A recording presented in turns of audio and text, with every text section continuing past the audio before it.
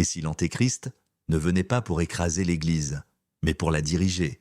Et si la tromperie finale n'était pas violente, ni laide, ni évidente, mais belle, éloquente, accueillie par des applaudissements? Posez-vous cette question maintenant, car dans les 30 prochaines secondes, vous allez découvrir une vérité que l'Occident a enterrée pendant des siècles. Une vérité qui pourrait sauver votre âme de la plus dangereuse des séductions.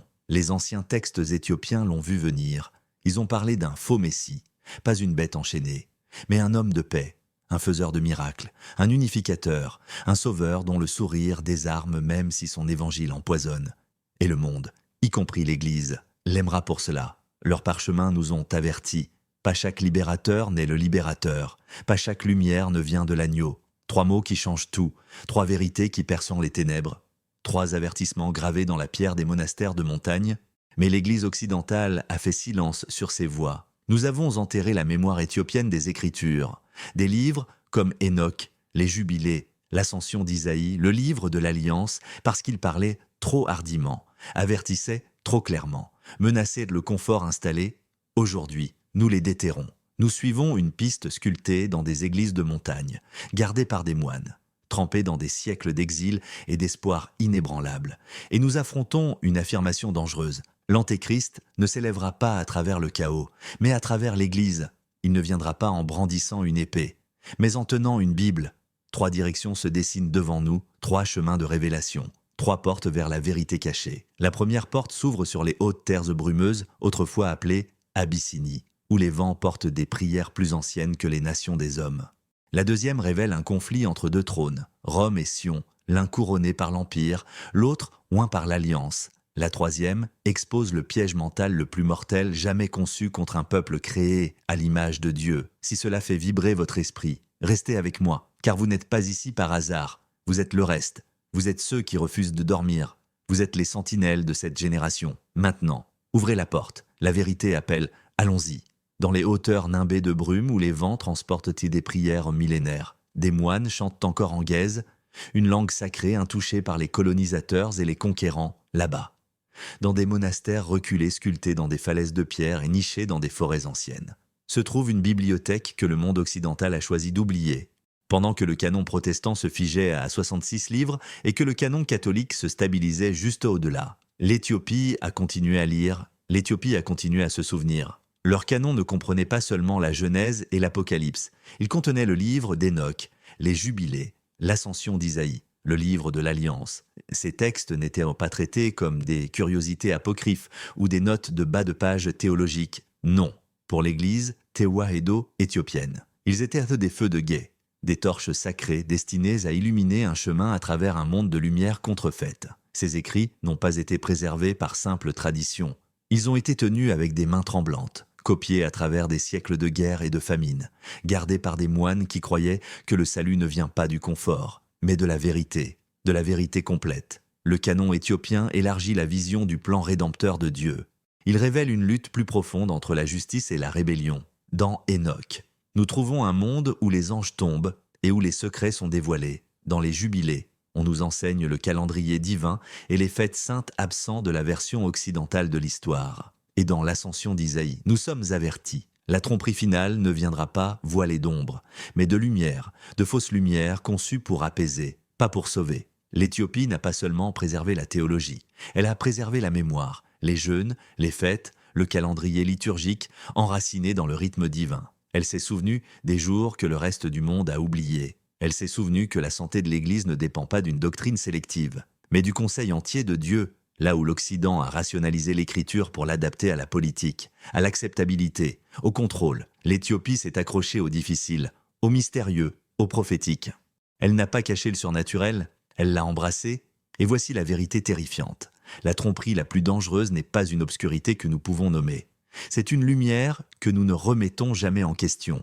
Le canon éthiopien se dresse comme un reproche à notre théologie tronquée, un appel à ouvrir nos yeux sur ce qui a été coupé, couvert, commodément perdu, parce que si nous n'écoutons que les voix qui ont survécu à l'édition, nous n'entendrons jamais les avertissements qui ont été enterrés avec les livres. 3 questions brûlent dans notre conscience, 3 interrogations qui déchirent le voile, 3 révélations qui changent tout. La question n'est pas de savoir si l'Éthiopie a préservé trop, la question est: qu'avons-nous perdu quand nous n'avons pas écouté? Qu'avons-nous sacrifié sur l'autel de la commodité? Qu'avons-nous vendu pour le prix de l'acceptation? Le reconnaîtriez-vous? C'est la question hantante qui résonne depuis l'ancienne tradition éthiopienne. Une mémoire que l'Église occidentale a trop souvent réduite au silence ou oubliée. Cet avertissement ne pointe pas vers une bête, un tyran, ou quelques caricatures cornues surgissant des ombres. Non, il parle de quelque chose de bien plus dangereux. Un miroir, une figure si familière, si polie, si réconfortante que le monde et même l'Église pourraient l'appeler saint. Et si l'Antéchrist ne venait pas dans la rage, mais vêtu de robes de lumière, et s'il marchait dans les sanctuaires, pas sur les champs de bataille, et s'il guérissait des corps, réconfortait les pauvres, pleurait avec les brisés, bénissait les caméras en le faisant, et si ses sermons touchaient des millions, ses miracles ressemblaient à la miséricorde, et son évangile avait un goût sucré, mais manquait de la croix. Le canon éthiopien et Christ lui-même nous ont tous deux avertis. De faux Christ et de faux prophètes surgiront, accomplissant des signes et des prodiges si convaincants qu'ils pourraient tromper même les élus si cela était possible. Et c'est là l'horreur. Il ne ressemble pas à l'ennemi, il ressemble à l'espoir. Il parle comme l'amour, mais ses paroles sont imprégnées de poison. Il règne non par la terreur, mais par la tendre trahison. Il ne crie pas, il apaise. Il ne brûle pas les Bibles, il les taille. Il parle de liberté.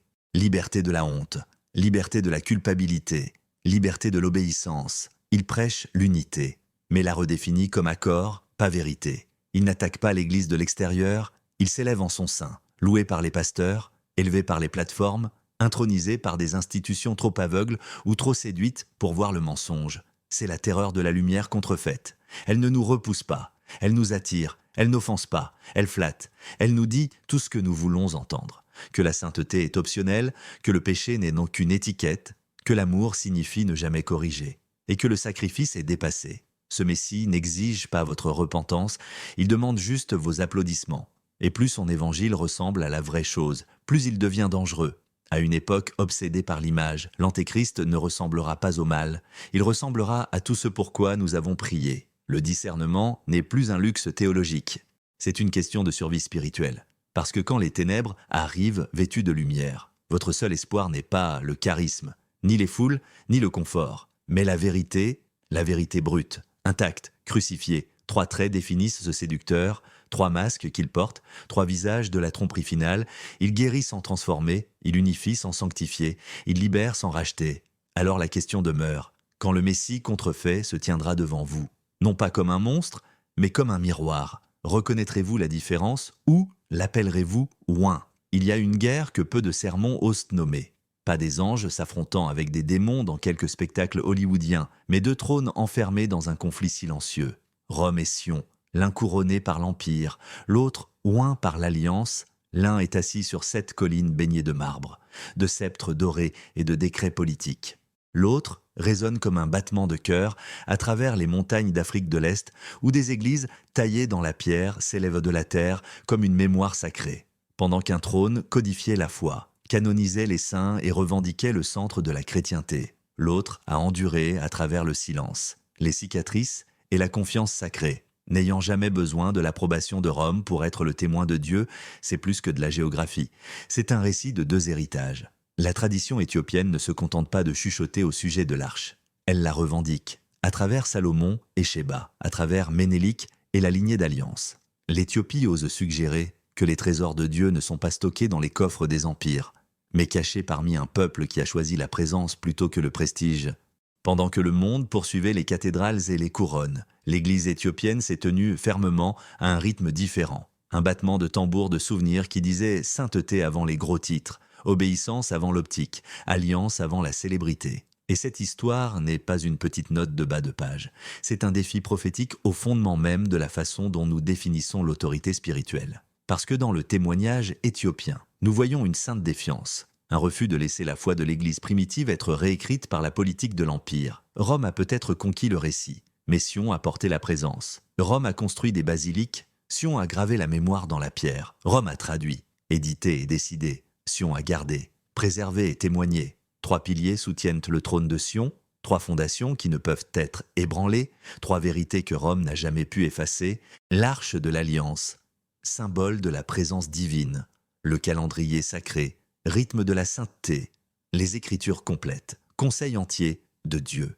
Et c'est là que le conflit devient prophétique. Parce que ce n'est pas seulement une bataille pour l'histoire, c'est une bataille pour l'identité. Rome représente la foi institutionnalisée, la religion du pouvoir, la théologie qui sert l'Empire. Sion représente la foi préservée, la religion de la présence, la théologie qui défie l'Empire. Rome parle d'autorité apostolique transmise par la succession. Sion parle d'autorité covenantale ancrée dans la fidélité divine. Ce ne sont pas des ennemis, ce sont des témoins différents, mais l'un a été amplifié par la puissance politique tandis que l'autre a été relégué aux marges par le racisme, le colonialisme et l'arrogance théologique. L'Occident a longtemps cru que Dieu parlait latin avant de parler araméen, que la vérité résidait à Rome avant de résonner à Jérusalem, que la civilisation commençait en Europe avant de s'épanouir en Afrique.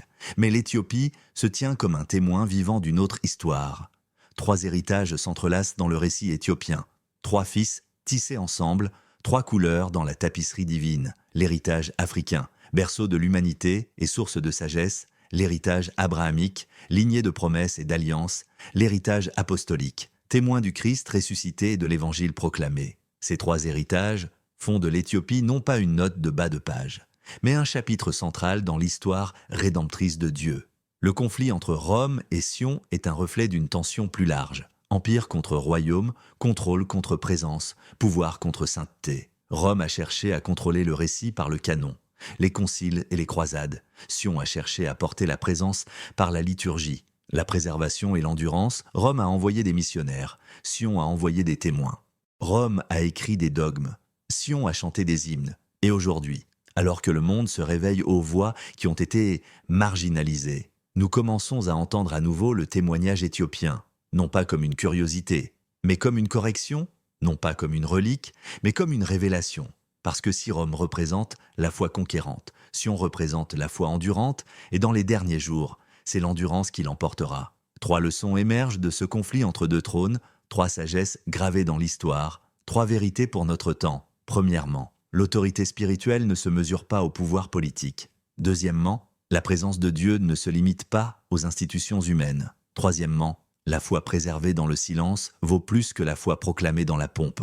Le trône de Rome a façonné l'Occident. Le trône de Sion a façonné l'éternité. Lequel choisirez-vous de servir? Lequel reconnaissez-vous comme authentique? Lequel porte la présence de Dieu maintenant? Nous devons parler d'un piège que peu osent nommer un piège forgé, non dans les fers, mais dans les pensées, non dans les chaînes, mais dans les croyances, non dans l'oppression extérieure, mais dans l'accord intérieur. C'est le piège mental de l'infériorité, et c'est l'arme la plus meurtrière jamais utilisée contre un peuple créé à l'image de Dieu. Écoutez attentivement, car ce que je vais dire brise des siècles de mensonges soigneusement construits. Des mensonges racontés si souvent qu'ils sont devenus des vérités acceptées. Des mensonges murmurés dans les salles de classe, criés depuis les chaires, codifiés dans les lois et finalement internalisés dans les cœurs. Le mensonge dit ceci: les Noirs sont maudits, les Noirs sont inférieurs, les Noirs sont destinés à servir, les Noirs sont des descendants de Cham, marqués par Dieu lui-même pour la servitude. Mais laissez-moi vous dire la vérité avec une autorité qui ne tremble pas. Ce mensonge vient du père du mensonge lui-même, Satan. Et chaque fois qu'il a été enseigné, prêché ou cru, c'était un blasphème contre le Dieu qui a créé toute l'humanité à son image, pas certains à son image et d'autres comme des copies dégradées, pas certains bénis et d'autres maudits. Tous, chaque homme, chaque femme, chaque enfant porte l'empreinte divine. 3 mensonges ont été tissés dans le tissu de la société occidentale. 3 poisons qui ont infecté des générations, 3 malédictions qui doivent être brisées. Le premier mensonge, la malédiction de Cham. Une mauvaise interprétation tordue d'un passage de la Genèse pour justifier l'esclavage. Noé a maudit Canaan, pas Cham, et même si c'était le cas, aucune malédiction humaine ne peut annuler la bénédiction divine de la création. Dieu a dit « Faisons l'homme à notre image ». Cela n'a jamais été révoqué. Le deuxième mensonge, l'infériorité biologique. La pseudoscience du 19e siècle a mesuré des crânes et pesé des cerveaux pour prouver ce que la haine avait déjà conclu. Mais la vraie science raconte une histoire différente. L'ADN mitochondrial révèle que toute l'humanité descend d'une mère africaine. La civilisation n'a pas commencé en Europe, elle a commencé en Afrique, l'Égypte, Couche, Aksum. Ces royaumes ont prospéré quand l'Europe était encore sauvage. Le troisième mensonge, la destinée de servitude. L'idée que les Noirs ont été créés pour servir, destinés à être au bas de l'échelle sociale, appelés à l'obéissance perpétuelle. Mais l'Écriture déclare quelque chose de radicalement différent. Vous êtes une race élue, un sacerdoce royal, une nation sainte, le peuple qui appartient à Dieu. Il n'y a aucune hiérarchie raciale dans le royaume de Dieu. Ces 3 mensonges ne sont pas des erreurs innocentes. Ce sont des armes forgées dans les feux de l'enfer et brandies par des hommes qui ont choisi l'Empire plutôt que l'Évangile. Et le résultat a été des siècles de souffrance. L'esclavage transatlantique, la ségrégation, l'apartheid, les lynchages, la brutalité policière, l'incarcération de masse, l'échec éducatif systématique, la destruction économique calculée, et pire que tout, l'internalisation du mensonge, parce que voici la cruelle vérité. Le diable ne gagne pas juste en opprimant de l'extérieur. Il gagne quand nous commençons à croire le mensonge de l'intérieur, quand nous acceptons l'infériorité comme fait, quand nous portons la honte comme identité, quand nous enseignons à nos enfants à baisser les yeux et à baisser la voix, quand nous croyons que Dieu lui-même nous a rejetés. Ce piège mental fonctionne par répétition. Dites un mensonge assez souvent et le mensonge devient la norme. Répétez-le dans les livres d'histoire, prêchez-le dans les églises, appliquez-le dans les tribunaux, diffusez-le dans les médias, et bientôt, ceux qui sont opprimés commencent à répéter le mensonge eux-mêmes, comme un prisonnier qui garde sa propre cellule, comme un esclave qui forge ses propres chaînes. 3 stades définissent ce piège mental. 3 phases de captivité psychologique, 3 niveaux de prison intérieure. Le premier stade est l'exposition. L'enfant noir est exposé à des images, des messages, des histoires qui dépeignent systématiquement les personnes qui lui ressemblent comme inférieures. Les méchants dans les films sont basanés, les héros sont pâles. Les leaders dans les livres d'histoire sont blancs, les serviteurs sont noirs. Lentement, subtilement, une image se forme. Le deuxième stade est l'internalisation. L'exposition répétée devient croyance. L'enfant commence à croire que quelque chose ne va pas avec sa peau, ses cheveux, son visage. Il commence à croire que le succès appartient à d'autres personnes, que la beauté était définie par la blancheur, que l'intelligence est mesurée par la proximité avec les normes européennes. Le mensonge s'installe, pas comme une pensée consciente, mais comme une hypothèse profonde. Le troisième stade est la manifestation. La croyance devient comportement. Le jeune homme évite de lever la main en classe parce qu'il suppose qu'il ne peut pas être aussi intelligent. La jeune femme déteste son reflet parce qu'elle a accepté le récit selon lequel elle n'est pas belle. Le père enseigne à son fils à ne jamais défier l'autorité blanche parce qu'il croit que la résistance est futile. La mère avertit sa fille de ne pas rêver trop grand parce qu'elle suppose que les plafonds sont réels. Et ainsi, le mensonge se reproduit, génération après génération, non par force extérieure, mais par accord intérieur.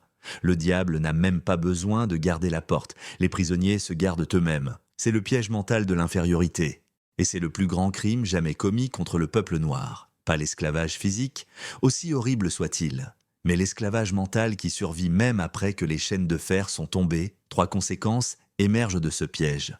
3 tragédies qui se répètent, 3 fruits empoisonnés de la graine du mensonge. Premièrement, l'autodestruction. Quand un peuple croit qu'il est maudit, il vit de manière autodestructrice. La violence ne se dirige pas vers l'extérieur contre l'oppresseur, mais vers l'intérieur contre soi-même. Homme noir contre homme noir, quartier contre quartier, famille contre famille. Deuxièmement, la stagnation, quand un peuple croit qu'il est inférieur. Il cesse de s'efforcer vers l'excellence. Pourquoi étudier si le système est truqué? Pourquoi construire si tout sera détruit? Pourquoi rêver si les rêves ne se réalisent que pour les autres? L'absence d'espoir devient une prophétie autoréalisatrice. Troisièmement, l'abdication spirituelle. Quand un peuple croit que Dieu l'a maudit, il abandonne la foi ou distord la foi pour s'adapter au mensonge.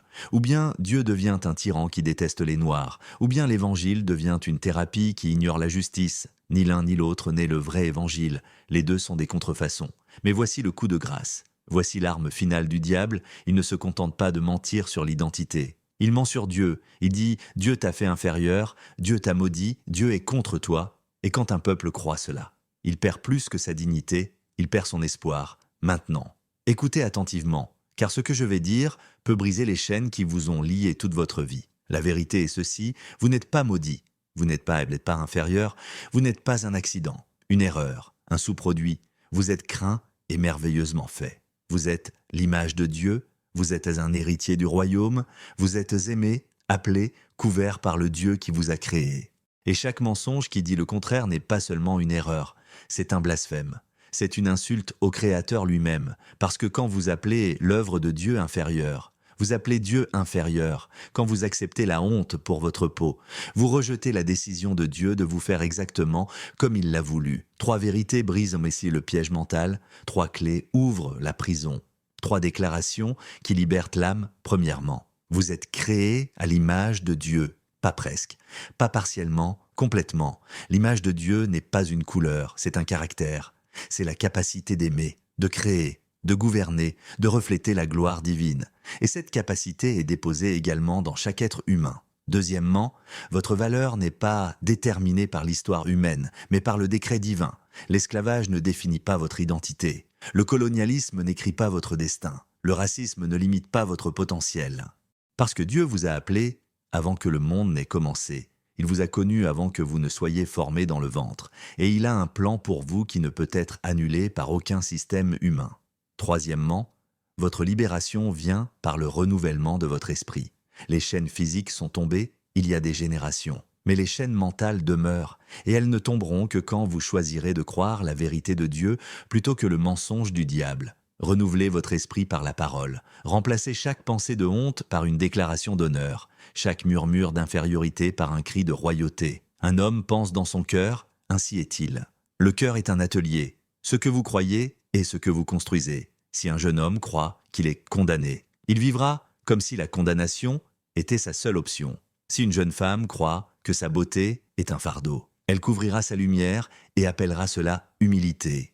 Si une communauté croit que Dieu est éternellement contre elle, elle se tournera contre elle-même pour prouver que la prophétie est vraie. C'est ainsi que les mensonges se métabolisent en mode de vie. L'infériorité devient envie, la honte devient silence, la peur devient tempérament court et vision courte. Nous héritons de scripts, et sans intervention. Nous les exécutons parfaitement, mais le script n'est pas sacré. Il peut être révisé par la vérité. C'est l'art le plus cruel du diable. Pas du fer au poignet, mais du fer dans l'esprit, des chaînes qui teintent dans les pensées, des entraves qui cliquent à chaque auto-accusation. Il est le père du mensonge. Et son économie est celle des identités contrefaites. Il contrefait la valeur jusqu'à ce que nous dépensions nos vies comme des centimes. Il contrefait l'appartenance jusqu'à ce que nous rejoignions tout ce qui nous acceptera. Il contrefait la destinée jusqu'à ce que nous sabotions les portes que Dieu a ouvertes. La tragédie n'est pas seulement l'oppression extérieure, c'est l'accord intérieur. Nous causignons la calomnie, nous la répétons à nos enfants, nous narrons notre propre chute comme si c'était l'Évangile. Mais ce n'est pas l'Évangile, c'est du commérage de l'enfer. Quand un peuple avale une malédiction, ses paroles la transmettent et ses habitudes se durcissent autour d'elle. Pourtant, la même bouche qui a répété la mort peut apprendre un nouveau langage, vérité, bénédiction, souvenir. Alors, qu'est-ce qui brise une chaîne mentale? La vérité parlée et vécue, le repentir, non de notre peau, mais du mensonge que nous avons cru à son sujet. Le renommage non de ce que le monde nous a appelé, mais de ce que Dieu a déjà fait, craint et merveilleusement fait. La répétition non des blessures, mais du témoignage. Des témoignages chantés sur les enfants jusqu'à ce qu'ils sachent qui ils sont avant que le monde ne leur dise le contraire. Nous renouvelons l'esprit en l'inondant du verdict de Dieu jusqu'à ce que le cœur commence à construire quelque chose de différent. Dignité, solidarité, patience, but, nous enseignons aux fils à bénir leurs reflets et aux filles à bénir leurs cheveux. Nous pratiquons le pardon sans oublier, la responsabilité sans haine de soi, la discipline sans désespoir. Et quand le vieux murmure revient, tu es maudit, tu n'es rien. Dieu est contre toi. Nous répondons avec l'autorité du ciel. Je suis qui? Il dit que je suis. Aimé, appelé, couvert. Le piège était une pensée. La sortie est une vérité. Brisez l'accord et la chaîne tombe. Avez-vous entendu la trompette? Le matin est-il venu pour que nous cessions de nous cacher et commencions à marcher dans la lumière que Dieu a ordonnée? Ésaïe parle directement à notre moment. Lève-toi, brille, car ta lumière est venue et la gloire du Seigneur s'est levée sur toi. Ce n'est pas une simple consolation, c'est une convocation. La saison de la honte a été appelée par la voix même qui a formé les étoiles. Le silence qui nous a appris à baisser les yeux est brisé. Le mensonge selon lequel nous devons garder le silence a été démasqué. Le temps de l'infériorité est terminé parce que la lumière qui révèle la vérité est arrivée. Et avec cette lumière vient une exigence sainte. Bougez, agissez, dirigez, dire que nous sommes le premier peuple. C'est énoncer un simple fait d'origine, pas une excuse pour l'orgueil. La primauté de Dieu dans notre histoire place un poids sur nos épaules, un poids qui doit être transformé en service. Être premier est une intendance, gérer les familles, gérer les communautés, gérer la vérité. Nous sommes appelés à reconstruire ce qui a été brisé. Des mariages réparés, des foyers stabilisés, des quartiers retissés ensemble pour que la dignité de chaque enfant puisse être assurée dans une maison qui croit en lui. Le leadership est requis à chaque table.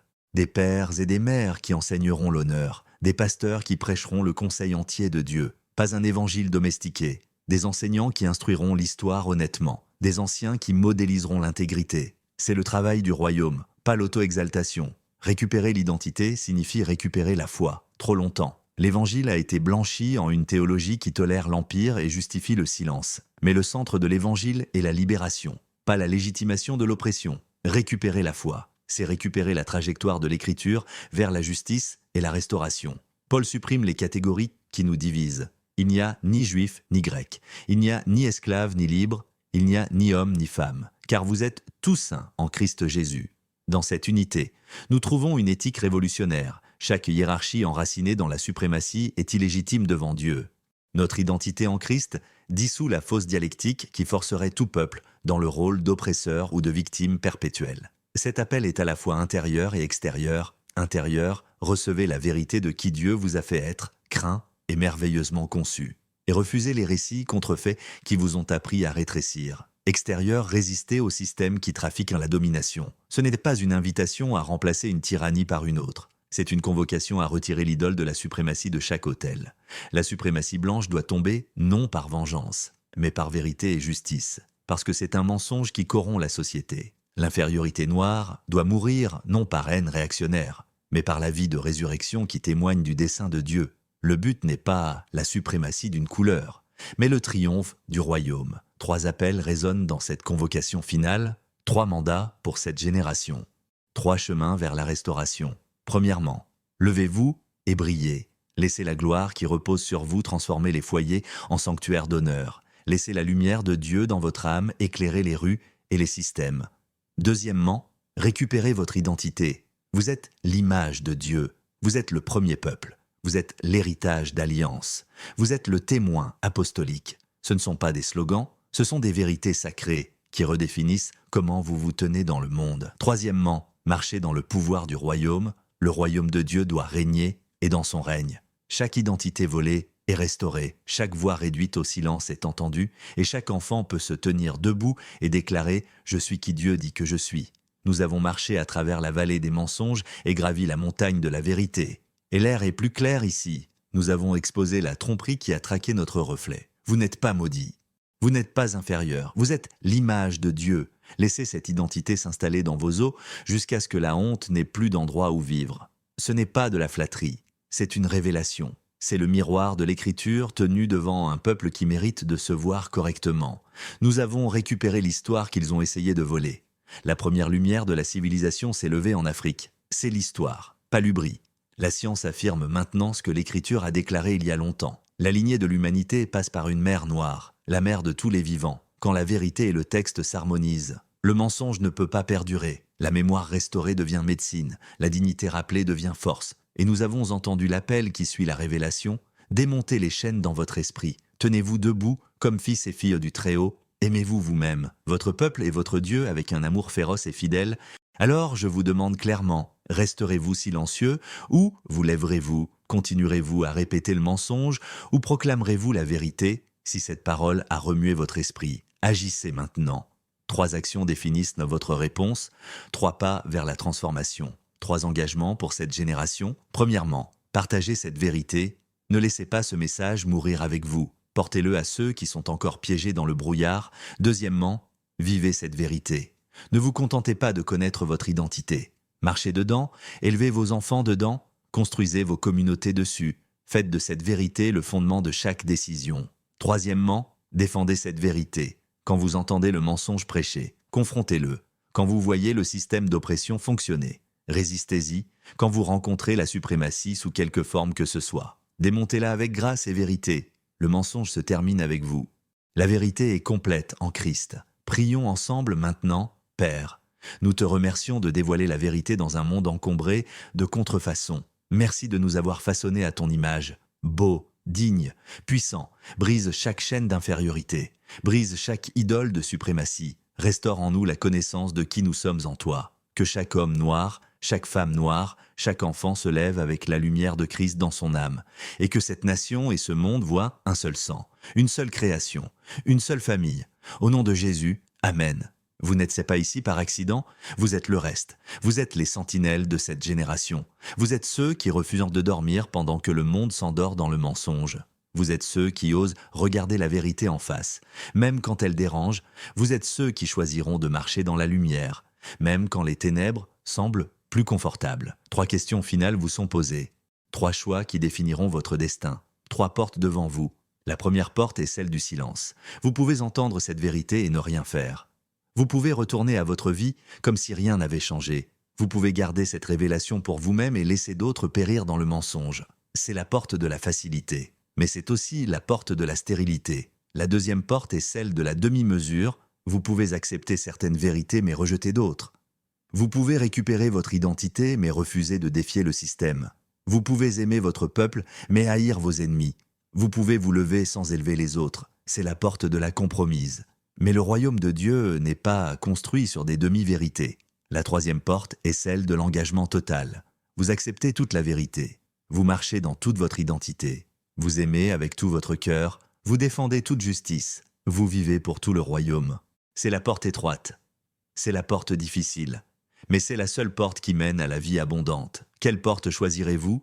Ne répondez pas avec des mots, répondez avec votre vie, parce que ce que vous faites dans les prochains jours révélera ce que vous avez vraiment cru dans les dernières heures. La vérité exige une réponse, le silence n'est plus une option, la neutralité n'est plus possible, vous devez choisir. Et quand vous choisissez, rappelez-vous ceci, vous n'êtes pas seul. Vous faites partie d'un reste qui s'étend à travers les continents et les générations. Des hommes et des femmes qui ont refusé de plier le genou devant le mensonge.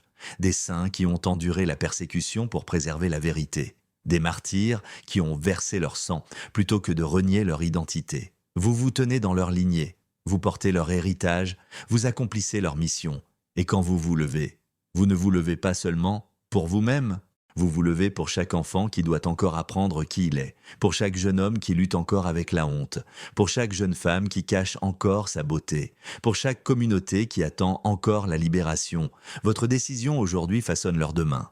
Votre courage aujourd'hui devient leur héritage. Votre foi aujourd'hui brise leur chaîne. Alors, levez-vous, brillez, marchez, parlez, aimez, construisez, défendez, restaurez, parce que le temps est venu. La lumière est arrivée, et la gloire du Seigneur s'est levée sur vous. Maintenant, allez, marchez dans la vérité, marchez dans la dignité, marchez dans le pouvoir du Dieu qui vous a fait craint, et merveilleusement, vous êtes l'image de Dieu, vous êtes le premier peuple, vous êtes l'héritage d'alliance, vous êtes le témoin apostolique, vous êtes aimés, vous êtes appelés, vous êtes couverts, et rien, absolument rien, ne peut changer cela. Amen.